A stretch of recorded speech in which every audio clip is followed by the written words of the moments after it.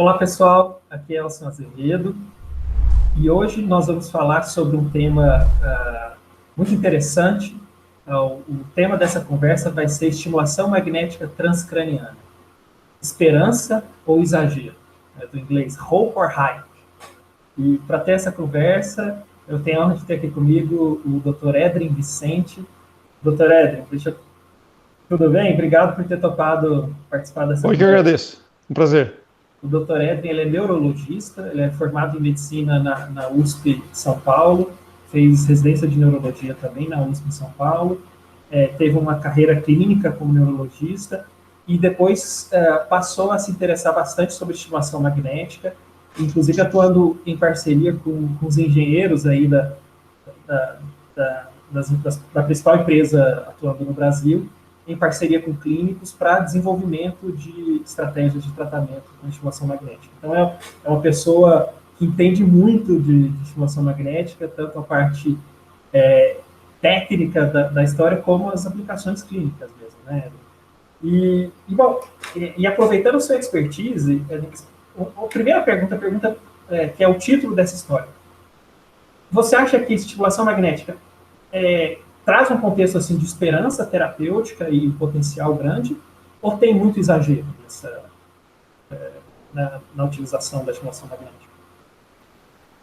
Eu acho que toda terapia inovadora, quando está surgindo, ela desperta sempre bastante esperança, né? Então eu gostei do título que você deu para essa conversa, Esperança e Exagero, Hope or Hype. E aí eu comecei a pensar um pouco mais na história. Agora, a estimulação magnética já tem 35 anos de história. 35? Então, acho que 35 anos. Então, foi em 1985 a primeira vez que o Anthony Barker, um inglês, demonstrou que era possível, com uma bobina de estimulação magnética, estimular o córtex motor. E depois de alguns anos começaram a desenvolver aplicações terapêuticas com estimulação repetitiva.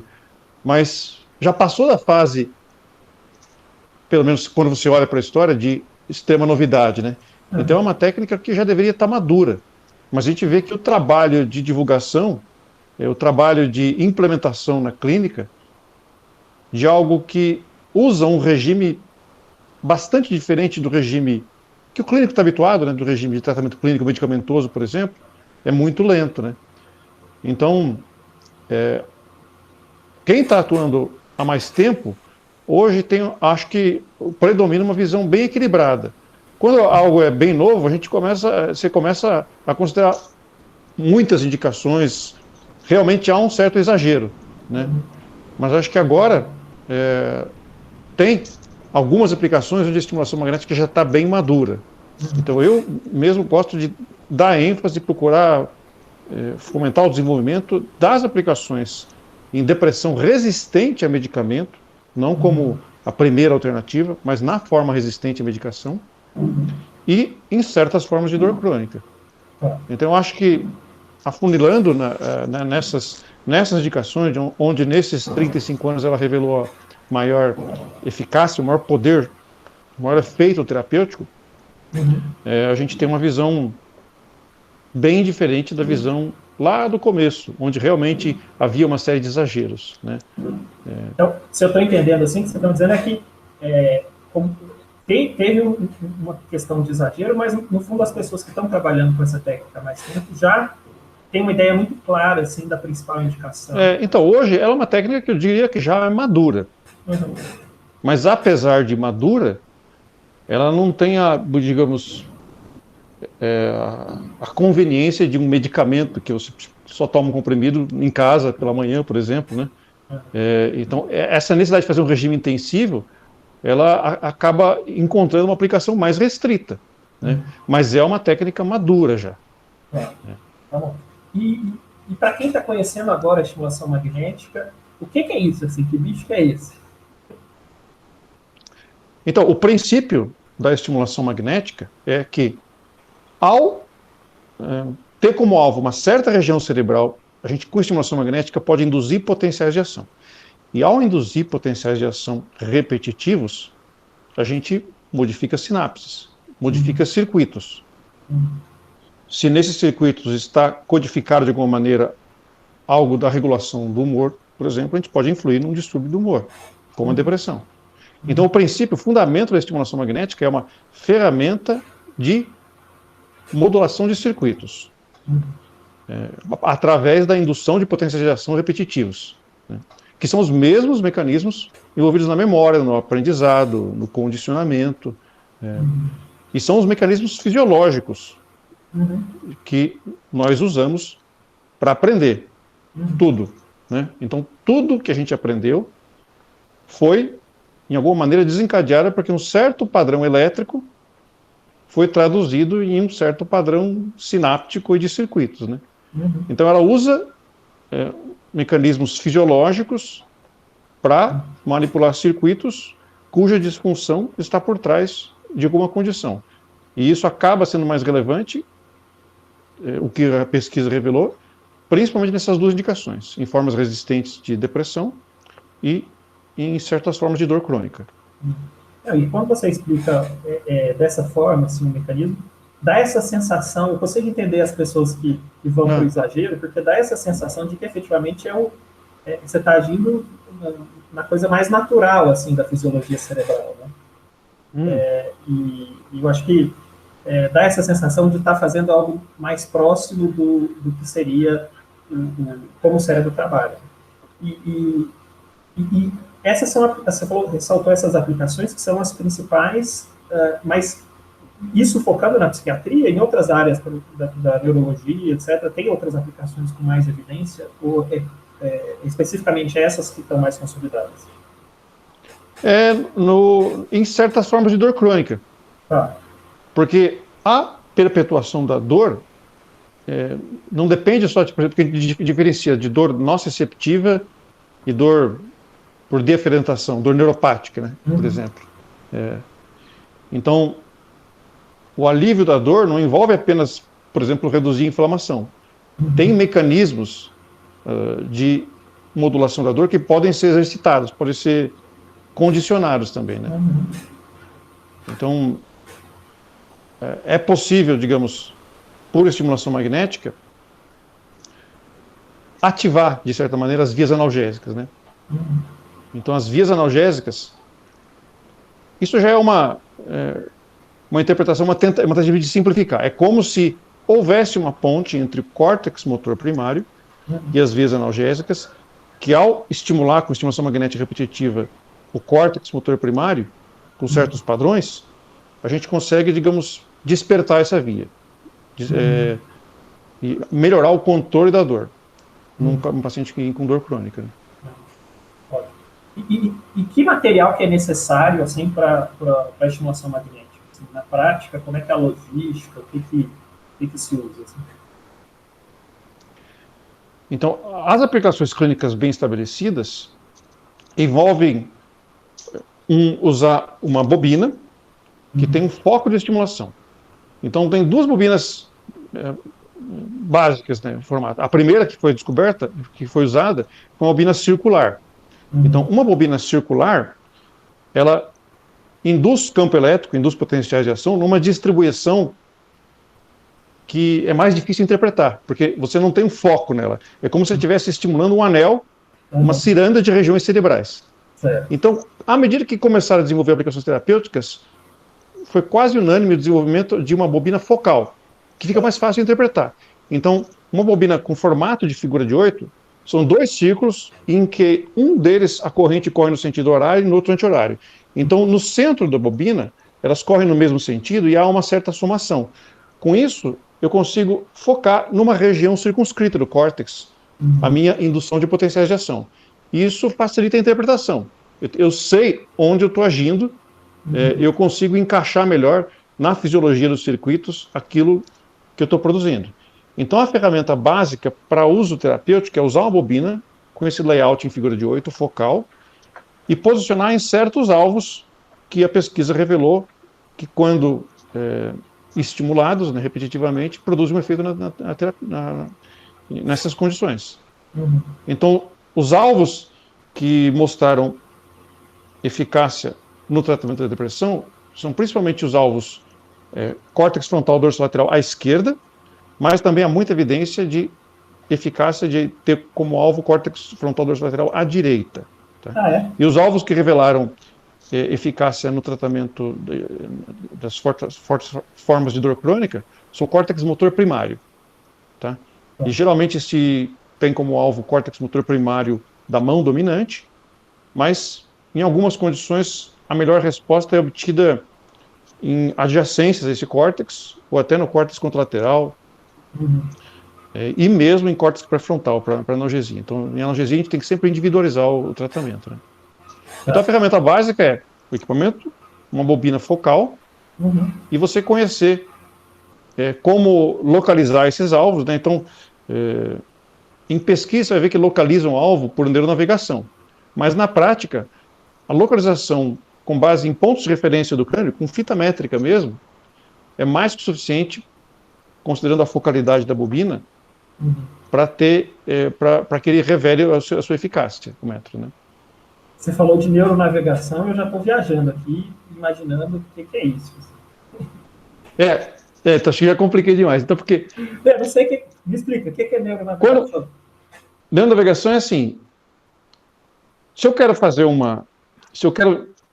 estudar se um certo padrão de estímulo em certo lugar tem um certo efeito, é interessante eu saber exatamente na anatomia, e tanto na anatomia estrutural quanto na anatomia funcional, né, onde eu estou agindo. Então, muitas pesquisas hoje em dia, além de decidir por um alvo, tem um sistema que garante que precisamente o foco da bobina está naquele alvo, que é baseado em você pedir uma ressonância para o paciente, renderizar a imagem da ressonância no seu computador e colocar sensores que mostram para você onde a bobina está naquele paciente. Tá, então é uma sofisticação bonita, que é fundamental para a pesquisa, para você depois interpretar os resultados, mas na prática não é necessário. Na prática, a gente pode posicionar a bobina e aplicar a seção com base em alvos localizados por pontos de referência no crânio, com fita métrica mesmo. Tá, então para a prática clínica isso é mais do que suficiente. Você falou por conta do foco do estímulo, o que você quis dizer com isso? Assim? Então, por exemplo, eu vou te dar um exemplo que é uma pesquisa, até uma conclusão recente que se teve, de um pesquisador chamado Michael Fox, em que ele procurou tentar identificar um marcador de quando que funciona melhor e quando que funciona menos melhor a estimulação magnética em depressão resistente.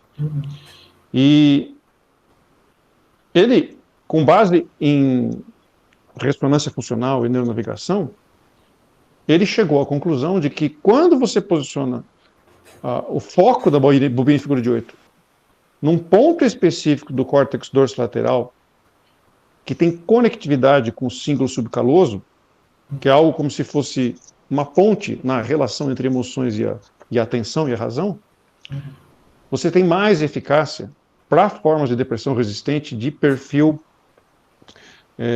disfórico, onde predomina a apatia, falta de energia, falta de esperança, tristeza. Já quando o perfil predomina um perfil ansioso, o alvo ideal é um pouco para trás. Tá? Então, mostrando como você dirigir a bobina para certos sítios pode ter importância clínica, né? E isso é uma conclusão que, com neuronavegação, com ressonância funcional, ele chegou. Então, mas para a produção para implementação clínica, não tem nenhuma prova de que usar a neuronavegação aumenta a eficácia.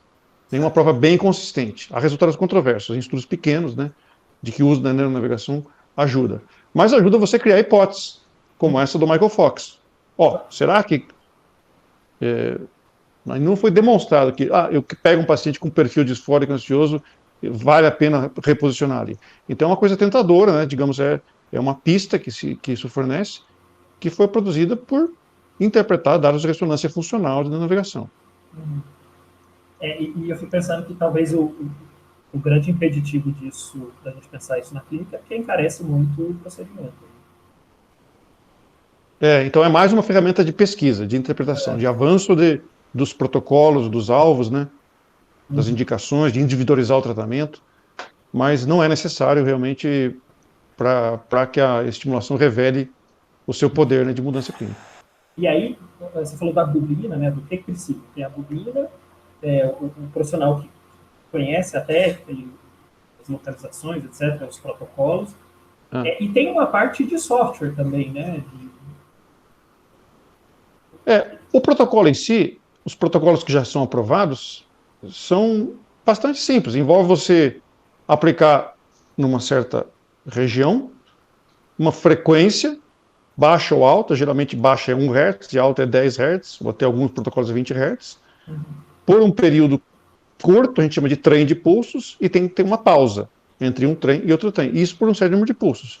Então esses parâmetros você pode ajustar no painel do equipamento, mas é bem mais conveniente quando você usa diversos protocolos, que você tem um software para carregar esses parâmetros, né? É mais rápido, mais conveniente, né? Você tem um software, né? E tem um tipo de parâmetro, que, além disso, de simplesmente... Porque algo parece muito simples, né? Para tentar imitar o cérebro, né? Imitar o modo como o cérebro regula a sinapse. Simplesmente, uma frequência baixa, 1 Hz, uma frequência alta, 10 Hz.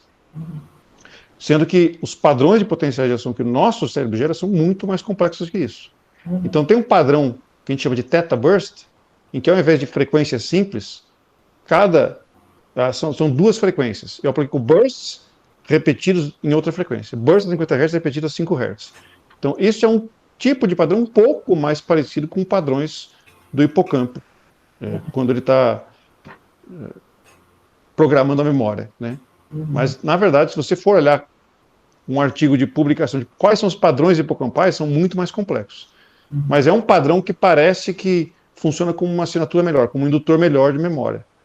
Então, são esses 2 padrões. Padrão de estimulação repetitiva de alta frequência e baixa frequência, padrão de theta burst, que a gente programa em sessões que se repetem a certos intervalos, né? Para produzir o condicionamento, para produzir essa mudança de circuitos.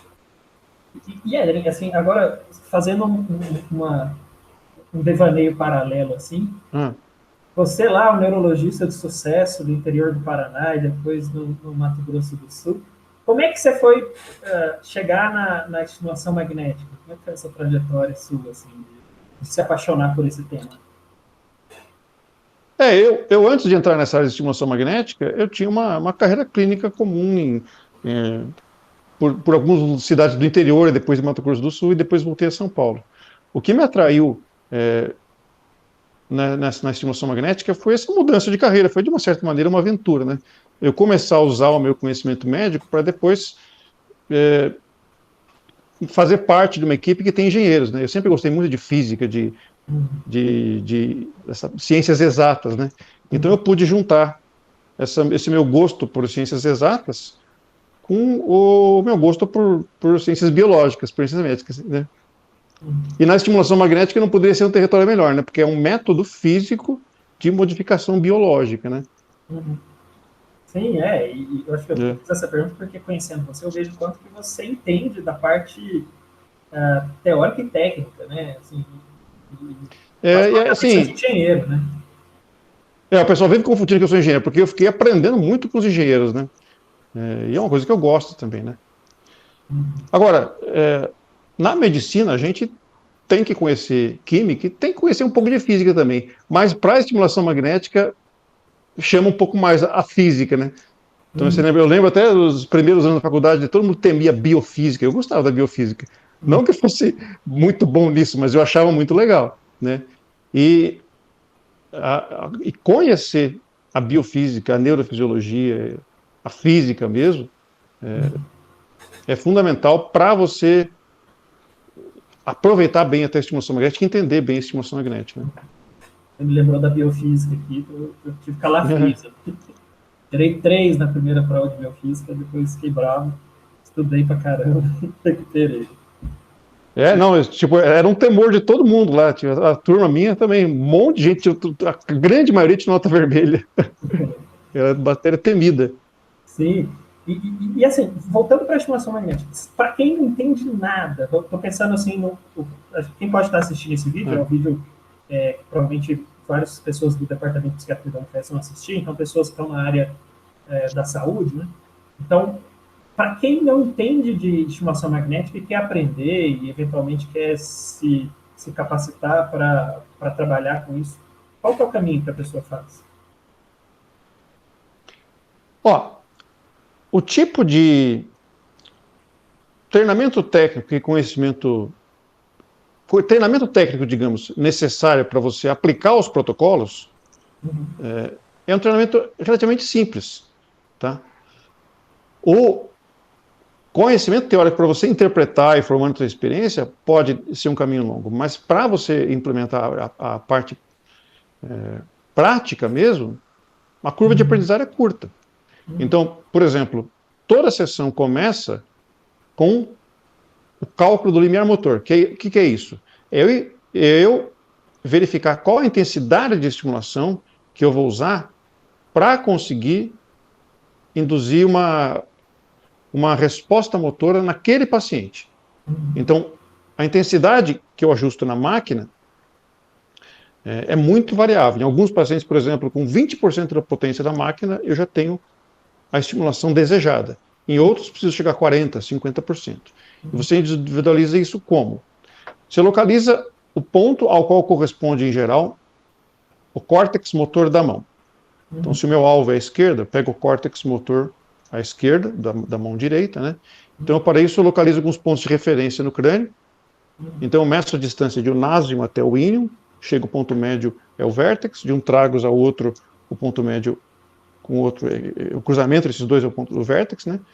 Aí, eu localizo da distância de um tragus ao outro, 20% da distância a partir do vértex é o ponto C3. Então, esse bando de medidas é para localizar o córtex, a região aproximada do córtex motor da mão. Aí eu posiciono a bobina com centro nesse ponto e eu localizo qual é o melhor ponto para obter resposta motora. Então, geralmente está justo em cima dele, mas em alguns pacientes é um pouco para frente, um pouco para trás, um pouco para cima, um pouco para baixo. Então, eu primeiro, localizo o hotspot, o melhor ponto para obter resposta, aí eu ajusto a intensidade para estar no limite entre obter e não obter, isso é limiar motor. Pronto, já calculei a dosagem que eu vou usar. Então, essa é a referência de potência necessária para aquele paciente, o limiar motor. Então, tem protocolos que você trata exatamente no limiar, outros um pouquinho abaixo do limiar, 90% do limiar, geralmente protocolo analgésico. Protocolo para depressão, geralmente eu trato 10% ou 20% acima do limiar. Aí eu posiciono na área terapêutica. Então, na área terapêutica, em F3 e F4, também com uma série de medidas, não vou explicar aqui, senão fica muito longo, falar um monte de medida, como eu já falei. Mas você tem que posicionar daí a bobina no foco terapêutico e ajustar os parâmetros repetitivos. Então, isso que pode até parecer complicado falando, mas tecnicamente é algo que é rápido de aprender. Aprender a fazer certas medidas, a posicionar a bobina, a procurar um certo limiar, ajustar a intensidade, carregar o protocolo terapêutico e posicionar a área terapêutica. Então, aplicar mesmo é simples. E quem que pode aplicar? Então, só médico? Tem outros profissionais que podem aplicar? Existem dois conselhos de especialidade. Os conselhos de especialidade de nós médicos, né? Ele publicou uma resolução em que ele reconhece a estimulação magnética como um ato médico e é um procedimento médico mesmo, né? E coloca lá uma série de exigências e protocolos, né, para isso. Então, agora, o conselho de fisioterapia, dentro da fisioterapia tem muita pesquisa conduzida por fisioterapeutas. Os fisioterapeutas atuam também em estimulação magnética transcraniana. E o conselho de fisioterapia também dá apoio à atuação de fisioterapeutas. Mas o fisioterapeuta, ele não atua no diagnóstico, que é a coisa que requer um procedimento médico. Então, um fisioterapeuta, ele atua como parte de uma equipe que fez a indicação. Né? Tá. Então, esses dois conselhos autorizam, assim, os seus profissionais na execução, mas óbvio que tem todo o contexto da indicação terapêutica, do diagnóstico, da indicação do tratamento, que é um ato médico. Isso. Não, e faz, pensando aqui os fisioterapeutas, porque na fisioterapia isso de estimulação elétrica é algo rotineiro também na atuação. Assim... Em outras para dor crônica, né, ou para tratamento analgésico. no geral, né? Local. E acho que é uma coisa importante de salientar também que induzir correntes elétricas do córtex com alta frequência tem um risco teórico e um risco real, na verdade, de induzir uma crise epilética. Né? Mas esse risco, com os parâmetros terapêuticos que a gente usa, ele tem uma grande margem de segurança. Se estima que o risco de induzir uma crise convulsiva com estimulação magnética transcraniana seja inferior a 0,5%, provavelmente inferior a 0,05%. E nunca houve nenhum relato de crise convulsiva complicada, de estágio de mal convulsivo induzido por estimulação magnética. Então a gente precisa fazer um questionário de segurança. Num paciente de um risco maior, a gente escolhe protocolos de baixa frequência, que daí, pelo contrário, até inibem, né, em vez de induzir crise convulsiva. Então é uma preocupação importante, mas é um risco totalmente manejável. Né? Por exemplo, o risco de uma crise convulsiva em quem toma bupropiona ou anfetamina. Então eu li uma vez que o risco de, no uso de bupropiona, a pessoa induzir crise convulsiva é da ordem de 2%. É bem superior ao de uma crise induzida por estimulação magnética. E geralmente quem teve crise convulsiva induzida por estimulação magnética, durante uma sessão de estimulação magnética, era a pessoa que estava em uso de anfetamínica ou bupropiona também. Né? Então é um risco que o profissional tem que estar ciente e controlar, né? Bom você salientar isso, porque também o profissional, identificar ali nas medicações que o paciente está utilizando, se tem alguma medicação que reduz o limiar convulsivo. Edrin, a gente falou um pouco para o profissional, né? E para os pacientes, familiares, alguém que está sofrendo com depressão ou dor crônica, assim, o que você pode dizer da estimulação magnética? Assim, vale a pena, às vezes, falar com o seu médico, perguntar a respeito? As pessoas... quem está nos ouvindo aqui, a população geral, pessoas que estão sofrendo com depressão, o que seria legal de saberem sobre a estimulação magnética? Olha, eu acho que a situação em que tem mais impacto a estimulação magnética é no paciente com depressão que se tornou resistente, que é resistente à medicação. Então, dados do STAR-D mostram que depois de passar por 2 diferentes medicamentos antidepressivos em dose adequada, por período adequado, quando eu chego no terceiro, a chance de sucesso já começa a ficar bem mais baixa, da ordem de 13%, se não me engano. E de sucesso persistente, ou seja, que continua bem por um ano, é menos de 5%. Nesse tipo de paciente, que já tomou mais de 2 medicações, a estimulação magnética transcraniana consegue obter remissão, ou seja, deixar a pessoa sem depressão, sair do episódio depressivo totalmente, em 30% a 40%. E melhora parcial, digamos, sem chegar à remissão, mas tem uma melhora significativa, da ordem de 50%, em 2/3 dos pacientes, em geral. Então, esse contraste entre um método que produz ou melhora ou remissão em 30% a 40%, comparado a medicações que são, no mínimo, 13%, por exemplo, é um contraste importante. Eu acho que até boa parte desse grau de sucesso, desse contraste, desse aumento de eficácia, é porque a estimulação magnética é também um método intensivo, que usa um regime diferente do regime habitual de medicações. Então, é uma combinação da potência biológica dela com o regime intensivo que eu acho que produz esse contraste. Tá? Mas, por outro lado, não é uma modalidade a qual todo paciente tem disponibilidade, nem condições, porque exige visitas diárias ao serviço por no mínimo algumas semanas, né? Por no mínimo 2 semanas para saber se ele é responsivo, se ele está começando a responder, né? Então acho que é uma fonte de esperança mesmo para paciente que já tomou 2, 3, 4 antidepressivos, ele começa a já tomar o antidepressivo com uma tremenda desesperança, uma expectativa muito ruim, né? E para esse paciente, a estimulação aumenta demais a chance de sucesso. E aí, eu vou até lembrar, Edrin, assim, antes de te conhecer, o que passava na minha cabeça sobre estimulação magnética. Assim, que era, a minha ideia era assim, é que é um tratamento interessante, promissor, mas que o tamanho de efeito era menor do que os remédios. Mas pelo que você está me dizendo, não, né? É assim, você vai ver estudos que tentam comparar, digamos, se você pega um paciente virgem de tratamento e tenta comparar a estimulação magnética com o medicamento, como primeira opção.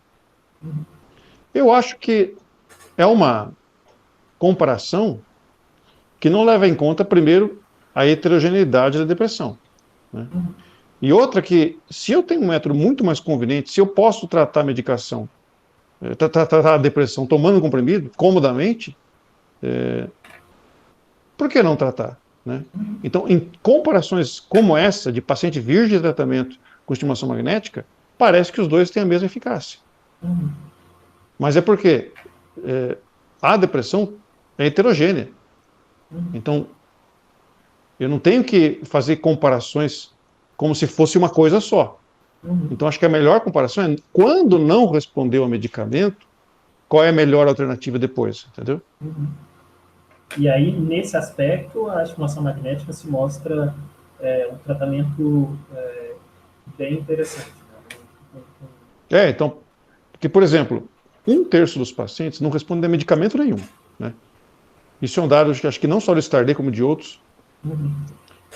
Esse paciente que não responde a medicamento nenhum deve ter alguma coisa diferente do paciente virgem de tratamento que respondeu ao primeiro e ficou ótimo, e não teve mais crise ao longo da vida. Então, são populações diferentes. Então, não cabe colocar tudo num grupo só e comparar qual que é o método melhor. Então, quando eu faço comparação desse tipo,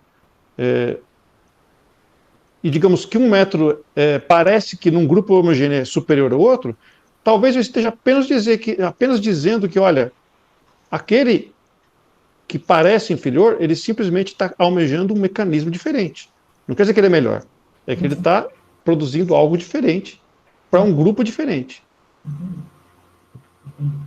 E coisas práticas, assim, a estimulação dói, eu vou desmaiar. Assim, o perfil de efeitos... o perfil de efeitos colaterais da estimulação magnética é outra coisa que é extremamente atraente no método. Então, primeiro que a estimulação magnética não interage com medicações, como um medicamento que se preocupa com interações medicamentosas, né?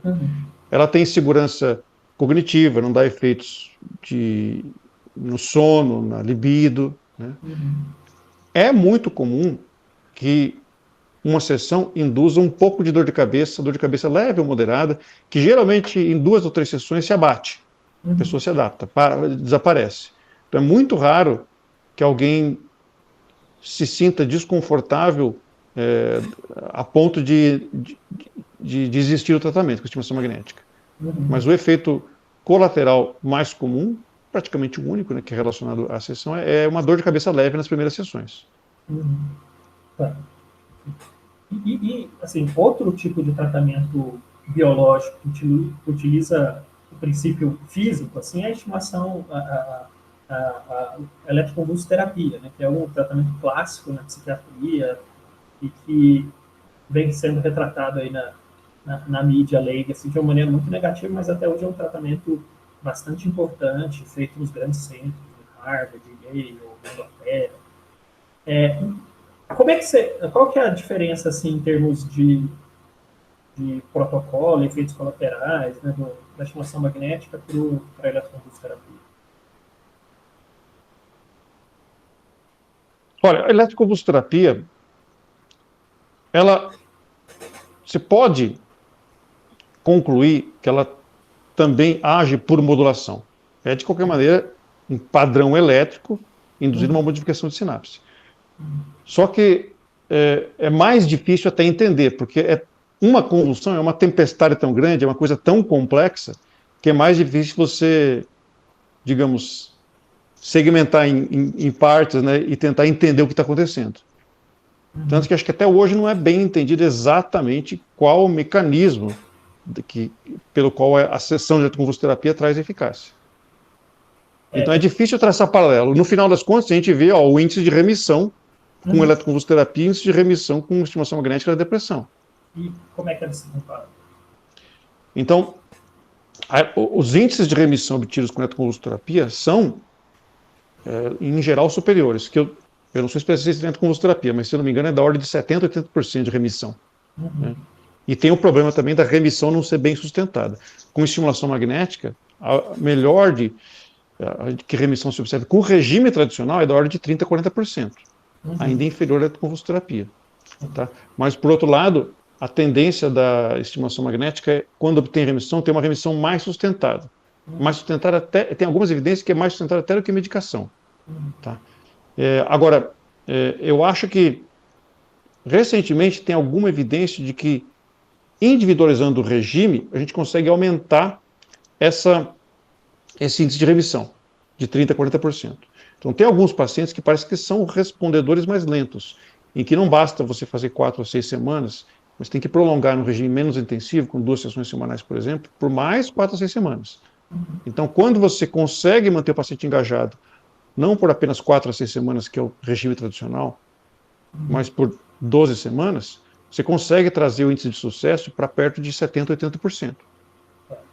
Então, e para outros pacientes, um regime super intensivo, como um regime com 10 sessões por dia, pode ser superior também em eficácia.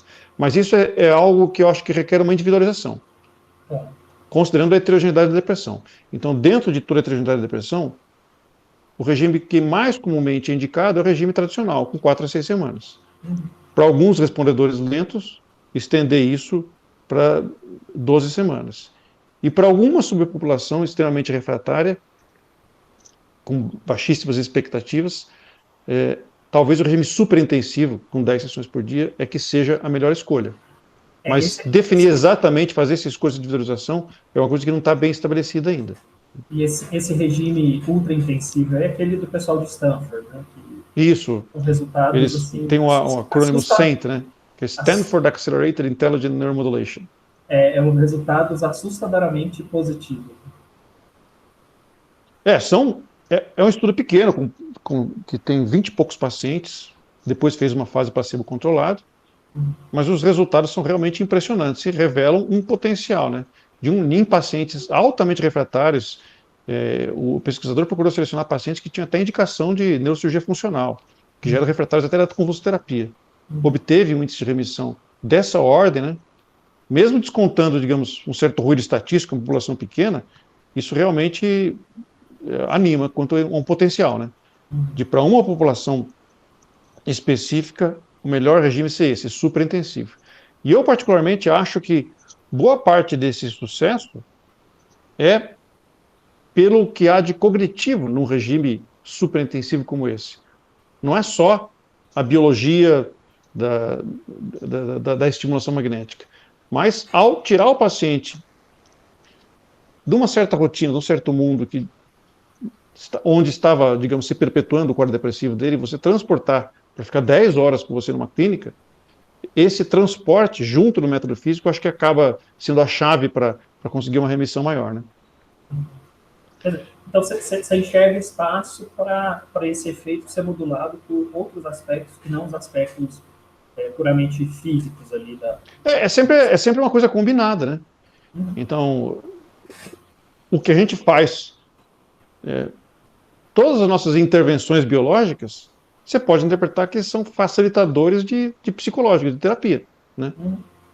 Então é sabido que, por exemplo, o paciente num quadro de depressão mais intensa fica resistente a intervenções psicológicas, né? Então você pode, de uma certa maneira, dizer que aquela terapia medicamentosa, que seja, se você foi medicamentosa e teve sucesso, né, facilitou a terapia. Uma coisa interage na outra, né? Então acho que a combinação do biológico com o cognitivo é que talvez seja a chave. Você usar múltiplas ferramentas e combinar, otimizar essa combinação, que talvez seja a chave para tirar a pessoa de uma crise e também fortalecer, impedir que ela retorne, né? Até Uau, Éden, o episódio. A gente está chegando no final do nosso horário aqui. Adorei a sua explicação, muito claro e assim, deu para entender muito bem aí as indicações da estimulação magnética, os limites também, né?